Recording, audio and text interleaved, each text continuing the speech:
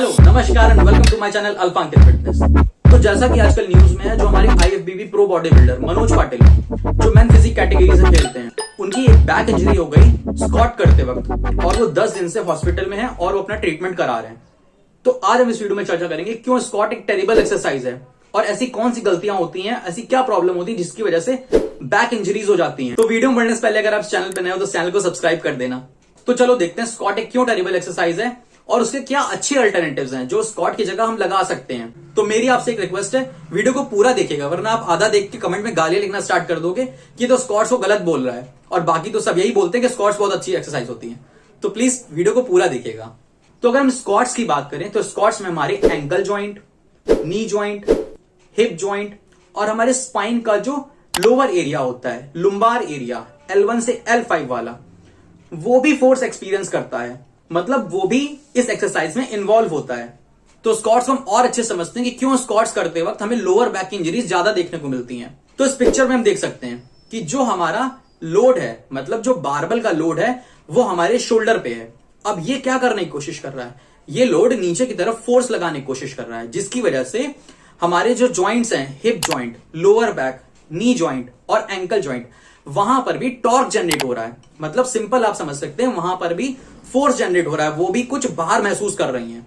तो अगर हम और अच्छे समझें तो अब इस लाइन ऑफ फोर्स से हम क्या करेंगे, जो भी हमारे जॉइंट्स हैं वहां पर हॉरिजॉन्टल लाइन ड्रॉ कर देते हैं, वहां पर सीधी लाइन ड्रॉ कर देते हैं। अब इस लाइन ऑफ फोर्स से जिस भी ज्वाइंट की लेंथ ज्यादा होगी वो ज्यादा फोर्स एक्सपीरियंस करेगा, मतलब उस पर ज्यादा जिम्मेदारी आ जाएगी उस फोर्स को रिपेल करने के लिए, उस फोर्स को संभालने के लिए।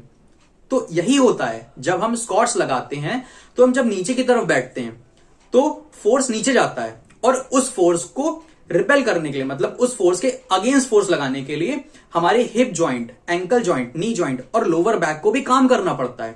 अब होता क्या है, कभी कभी फोर्स ज्यादा होता है, मतलब हम वेट ज्यादा हैवी डाल लेते हैं और हमारे जो लेग्स हैं, मतलब हमारे जो कॉर्ड्स हैं, हैमस्ट्रिंग्स हैं, वो इतना फोर्स जनरेट नहीं कर पाते हैं।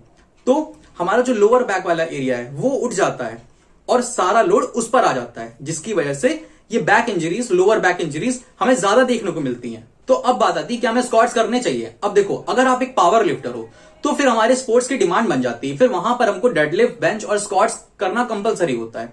वो भी अगर एक राइट टेक्निक से करा जाए तो हम लोअर बैक की इंजरी से बच सकते हैं। और अगर आप किसी पावर लिफ्टर से पूछोगे तो वो भी अपनी लाइफ में कई बार लोअर बैक पेन को एक्सपीरियंस करते हैं। यहां पर हम जनरल पॉपुलेशन की बात करते हैं, जो नॉर्मल जिम जाते हैं, नॉर्मल फिट रहना चाहते हैं, उनको स्क्वाट परफॉर्म करने की जरूरत नहीं है। वो लेग प्रेस और लेग एक्सटेंशन से भी अपने लेग्स को ऑप्टिमली ट्रेन कर सकते हैं और ज्यादा सेफ्टी के साथ ज्यादा मैकेनिकल टेंशन बिल्ड कर सकते हैं, जिससे ज्यादा हाइपरट्रॉफी होगी और हमारा लेग मसल भी ज्यादा ग्रो करेगा। तो देखो, हमको किसी एक्सरसाइज से इमोशनली अटैच होने की जरूरत नहीं है, बल्कि हमको स्मार्टली सही एक्सरसाइज सिलेक्शन करना आना चाहिए। अब हम हैवी डेडलिफ्ट लगाकर, हैवी स्क्वाट्स लगाकर अपने ईगो को तो सेटिस्फाई कर लेते हैं, लेकिन उसके साथ ही साथ अपने जॉइंट्स को बहुत ज्यादा तकलीफ देते हैं, जो हमें लेटर ऑन उसका खामियाजा भुगतना पड़ सकता है। तो हमें स्मार्टली सही एक्सरसाइज सिलेक्शन करनी, जिससे हम लॉन्ग टर्म तक एक्सरसाइज भी कर सकें और अपने गोल्स को भी अचीव कर सकें without any injury. I hope आपको वीडियो अच्छा लगा होगा। अगर वीडियो अच्छा लगा हो तो लाइक कर देना, सब्सक्राइब कर देना और इस वीडियो को ज्यादा से ज्यादा शेयर करो, जिससे और लोग भी होने वाली लोअर बैक की इंजरीज से और भी मल्टीपल जॉइंट इंजरीज से बच सकें। Thanks for watching.